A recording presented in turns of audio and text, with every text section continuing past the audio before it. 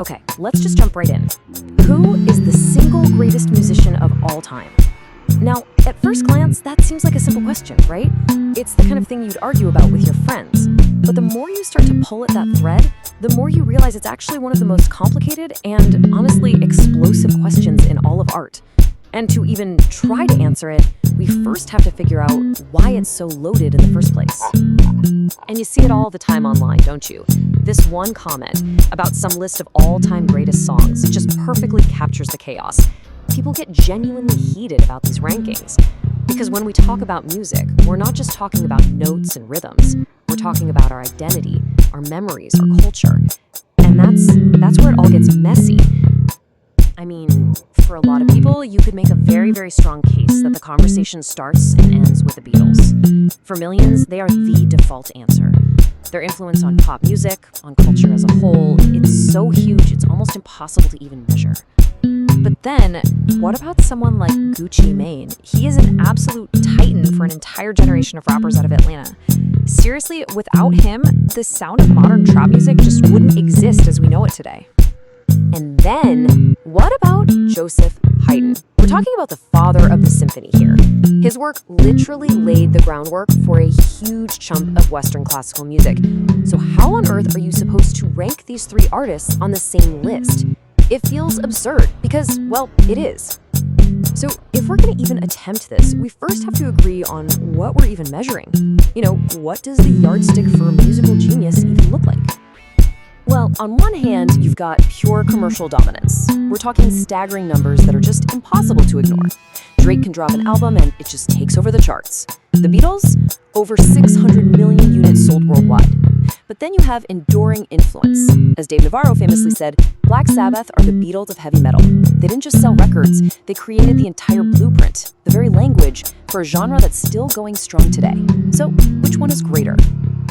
And this really shows us that the whole idea of genius isn't just one thing. The Beatles had this massive, world-altering cultural impact.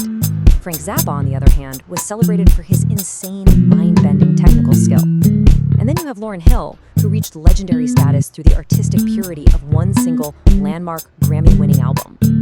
Three completely different ways to be great. And just think about the sheer effort behind that genius.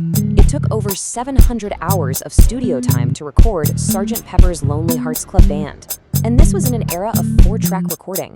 The Beatles' whole approach, that everything on the album had to be new and different, from literally chopping up tapes to using headphones as microphones, was a kind of innovation you can actually count in hours spent in the studio.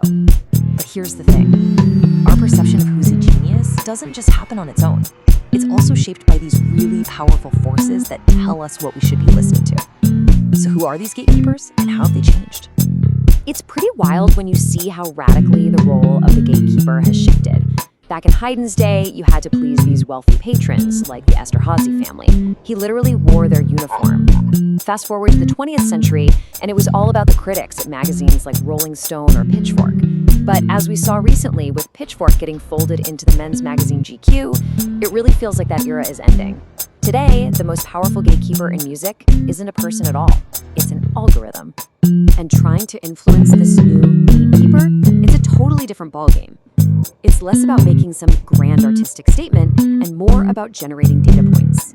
Artists are now coached to optimize their profiles, pitch directly to playlist editors, and most importantly, get fans to engage, to save, to share, to add to playlists, because those are the signals the algorithm is built to notice.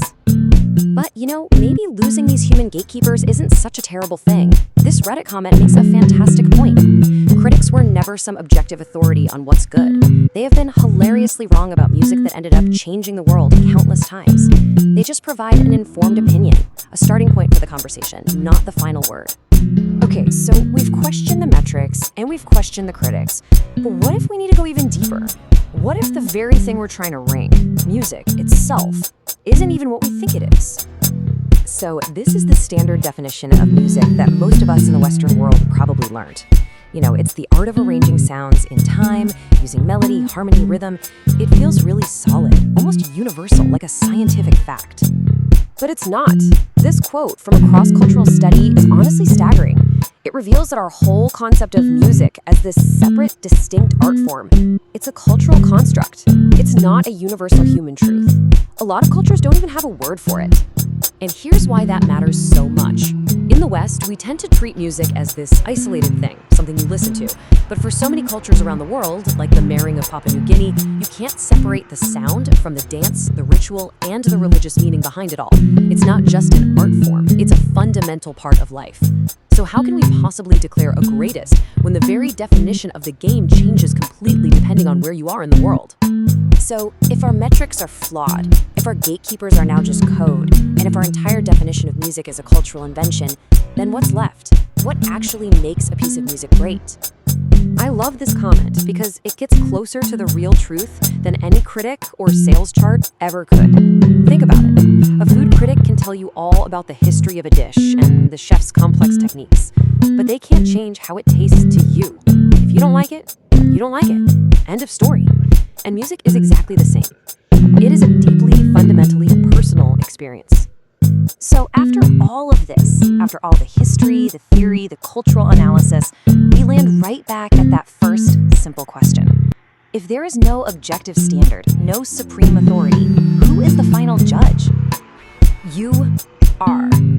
You're the only expert on what moves you. You're the only critic who matters for the soundtrack of your life. The greatest musician of all time isn't some name on a list. It's the one who feels that way to you. So forget the official lists for a moment. Forget all the arguments and the sales figures. What music is so great, so important that it has a permanent spot on your personal playlist?